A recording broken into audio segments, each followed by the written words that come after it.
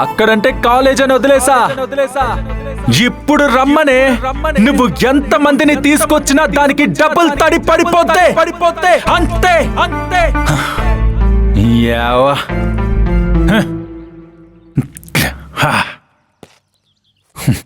అరే చిప్స్ తీసుకురా పోరా మావా.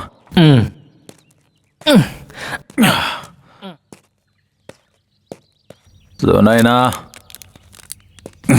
మావా చిప్స్. సోనాయనా